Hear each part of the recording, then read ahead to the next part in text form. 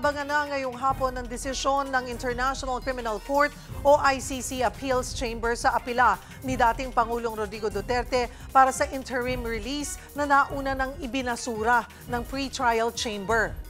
Ayon kay ICC Assistant to Counsel Attorney Cristina Conti, magiging mabilis ang pagdinig na posibleng tumagal lang ng hanggang 2 oras.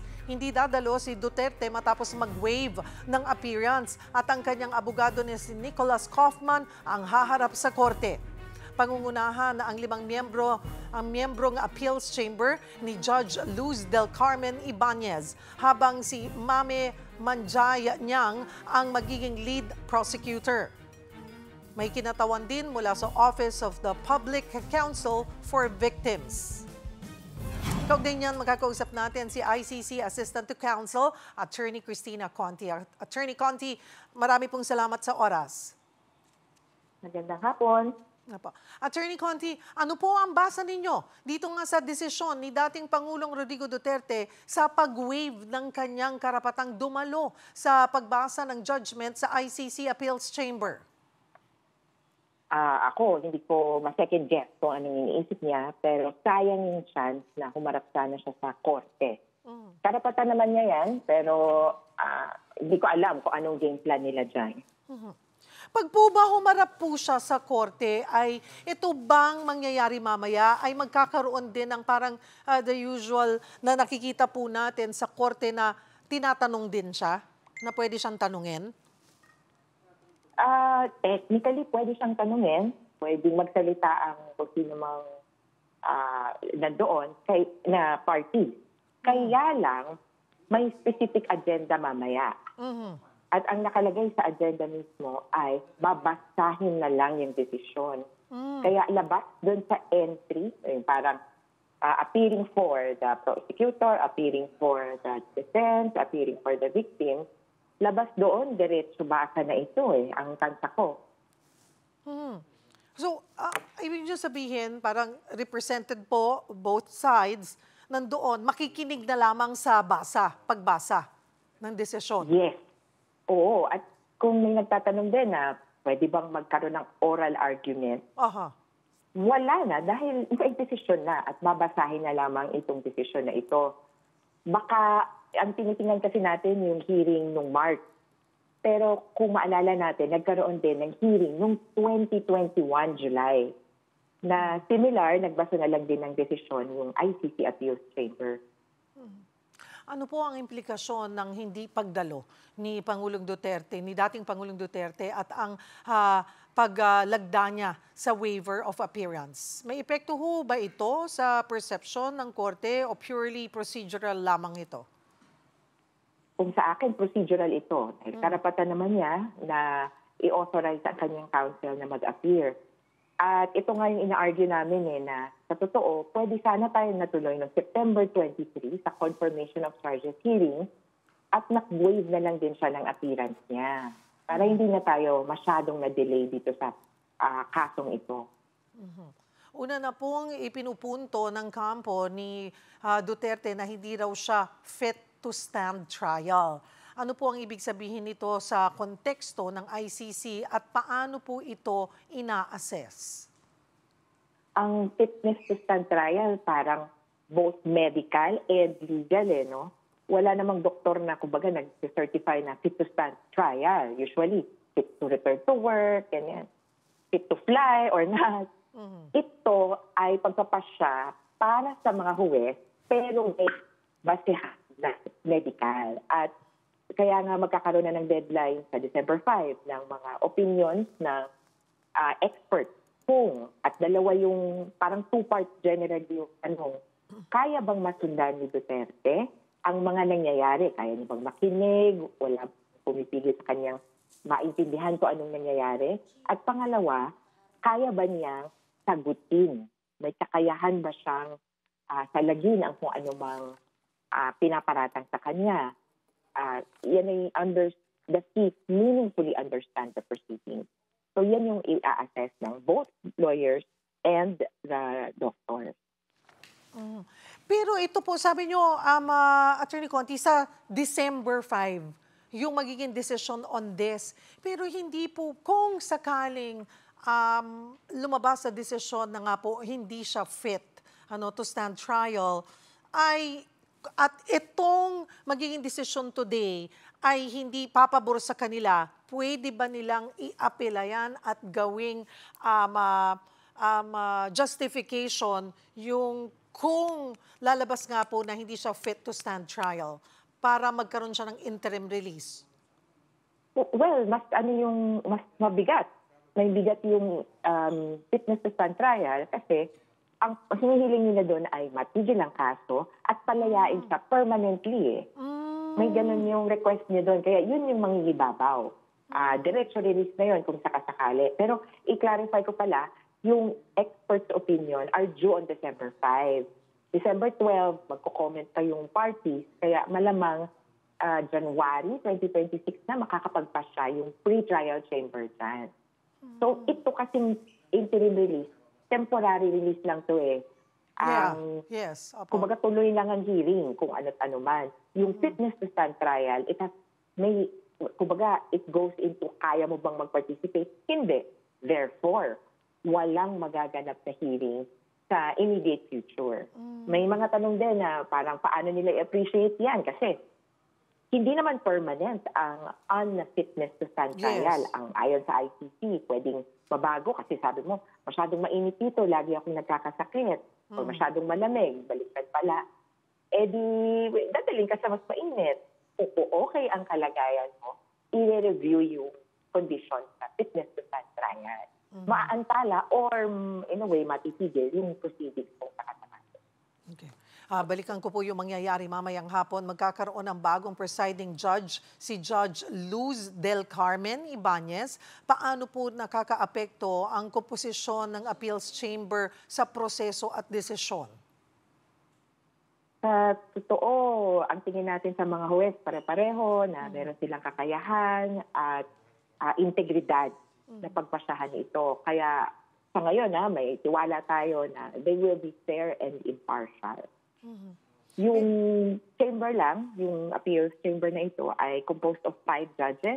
So may 5 tayong kaharap kumpara dun sa 3 nakita natin.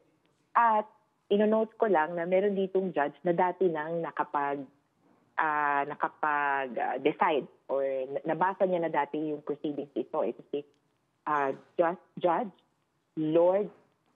Gotcha Lord Kidpanitse.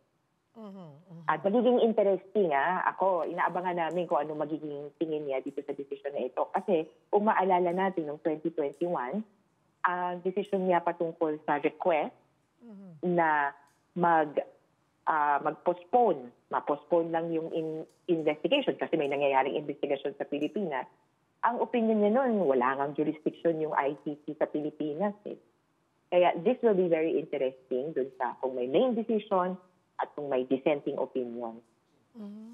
So, paano po yun? Okay, ito pong appeals chamber, Attorney Conti, parang Korte Suprema na to, Supreme Court natin. Para lang mas maintindihan ng isang ordinaryong Juan de la Cruz. Kumbaga, ito na yung final, wala nang appeal pa dito.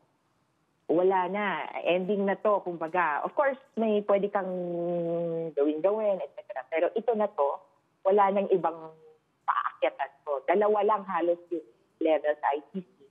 So, yung pre-trial chamber or trial chamber, ang akyat niya, appeal chamber. So, trial court, Supreme Court. Ito na yung Supreme Court.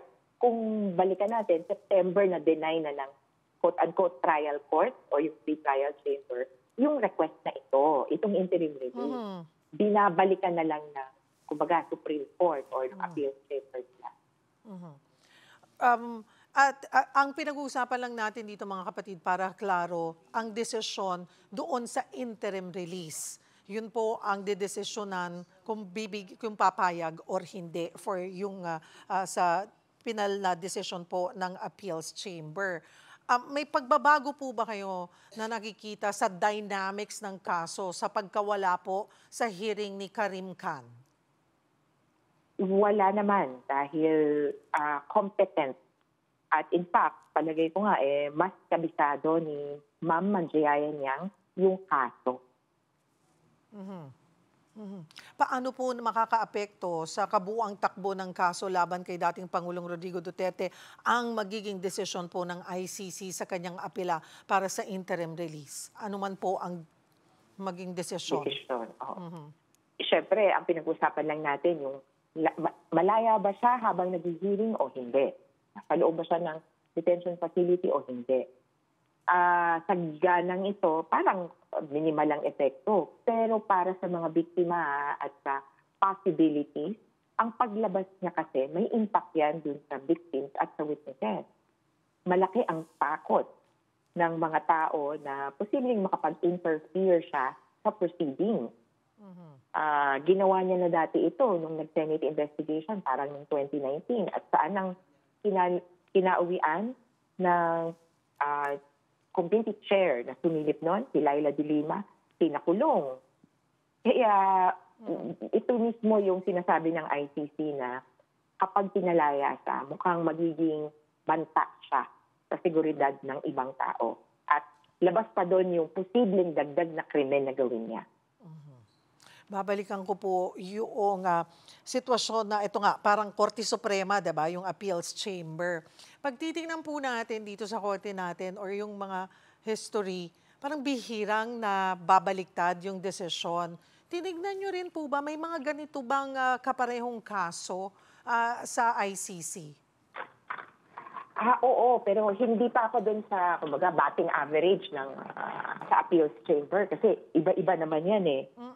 Ang tinignan pa na ko pa ay yung basis o yung punto ng interim release. Ginrant na ba ito noon? May parang 5 o 6 na tao na ginrantan ang ICC ng interim release. Oo, pero ang kaso nila ay Article 70 o yung tinatawag na parang 5th crime of the ICC at yung crimes against or offenses against the administration of justice. Kung dito po sa Pilipinas, parang obstruction. Medyo mababa. Pero yung mismong kaso na crimes against humanity, war crimes, crimes of aggression at genocide, wala pa pong ginagrantan ng interim release kung ganon ang kaso mo. At pangalawa, kailan? Merong ginagrantan pero kalaunan na. Yung meron nang naipasok sa korte na ebidensya. Dito hindi pa nga po tayo nagkakasimula dun sa confirmation of charges hearing. Proposed charges pa lang. Kaya sa tingin ko, malabo na kakatigan, ibig sabihin ng kapanigan ng korte, yung apela ni Duterte. Mananatiling nakakulong si Duterte habang umuusad ang trial. I understand ay maaari pong mapanood ng live yung magiging desisyon mamaya?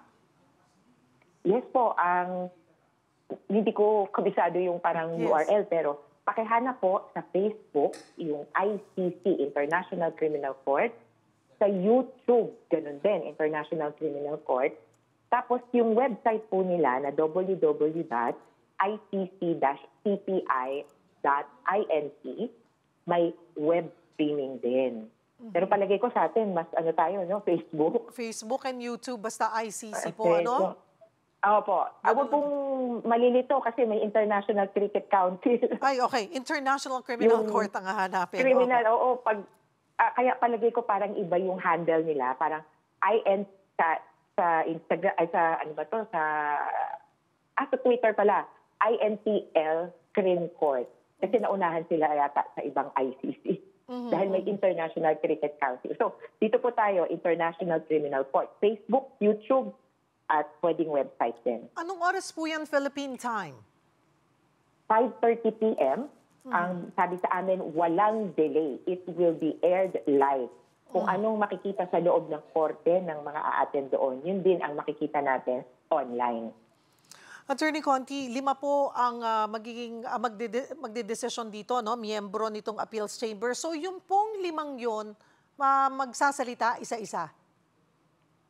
Hindi. Baka magpapakilala lang siguro, pero yung pagbasa mismo ay isa lang ang magbabasa niyan. In fact, baka nga utusan yung isang parang clerk na, basahin mo yung decision, di ba sa atin gano'n? Yes po. Depende yan. If the judges wish to read the decision, they could. Also, dahil nabanggit ko na rin yung kung sakasakali may dissenting opinion, Yes. pwedeng basahin yun yung huwes na nag-pen o nagsulat ng desisyon na yun, pwede ding ipabasa. Mhm. So, yung pagsasalita talaga,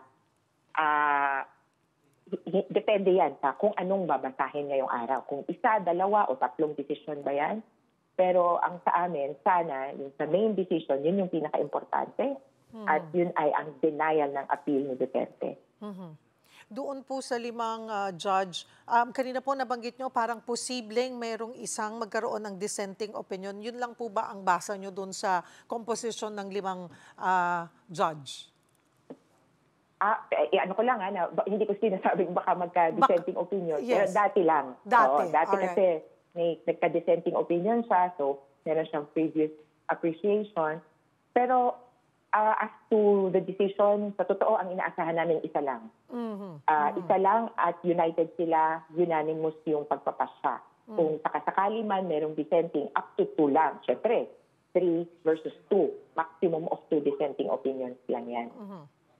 After today, Attorney Conti, kung sakaling payagan man o hindi ang interim release, ano po ang susunod na immediate steps na dapat asahan mula sa korte, sa prosecution at defense? Paano na po ang magiging takbo ng kaso? Siyempre, una, kung papayagan ng kanyang interim release, titutukan namin yan na mabaliktad o makontest sa harap ng ICC yan. Pero kung patungkol dun sa kaso, una, pagpapasahan ng pre-trial chamber ang patungkol sa fitness to stand trial. Ito yung binabanggit natin kanina na schedules ng December. Malamang sa malamang, January na yan, i-consider or pagpapasahan talaga, lalabas yung decision. Sa appeals chamber naman, nakabimbing din yung issue ng jurisdiction. May kapangyarihan ba yung ICC? Itong dalawang issue ito, ang pinakamabigat yung consequences. Kasi kung sa appeals chamber, at yun nga, yun yung final, yun yung Supreme Court, kung sa appeals chamber, sabihin na walang ng ICC na pinipili itong kaso ito, di tapos ang lahat. Matutuloy ang hearing kay Duterte, hindi mahuhuli si Bato kung sakaling may warrant man siya, at hindi na magtutuloy ang investigation ng ICC sa Pilipinas. Pero kung sa fitness to stand trial naman, na nasa baba pa, nasa trial court, kung sakasakali, makakalusot si Duterte sa immediate trial. Kaya yun ang medyo mas mabigat kaysa sa dito. Kung ano't ano man, handa kami na, in fact, handa na kami para sa confirmation of charges hearing o pagbabasa ng charges against him. Alright, siguro po huli, paalala, mensahe po sa taong bayan at sa mga tututok nga po mamayang 5:30 ng hapon para po dito sa desisyon ng ICC Appeals Chamber pagdating sa interim release ni Pangulong Duterte. Magandang hapon po. Alam ko lahat nagdadasal. Kung ano man po ang laman ng dasal nyo, ay sa inyo po yan. Pero sa bahagi po ng mga biktima, humingi lang din kami ng kung naawa po kayo sa mga tao, konting awa para sa mga biktima na namatayan. Ang hirap pa dahil sila ngayon ang binabash, sila ngayon ang pinuput down. Bakit ganito? Bakit ganyan? Samantalang ang gusto lamang naman nila ay katarungan at katotohanan. Kaya sa minimum po, pareho kami ng Duterte supporters ng hinahanap na malaman talaga kung anong katotohanan at kung sakali, para sa kanila, kung walang kasalanan, di ma-acquit. Kaya lang, mukhang iba-iba kami ng pamamaraan ng pagpapakita ng suporta. Sigilan na po natin ang bashing at pagmamaliit sa mga biktima at mga kaanak nila. Salamat po. Maraming pong salamat sa inyong oras. ICC Assistant to Counsel, Attorney Cristina Conti.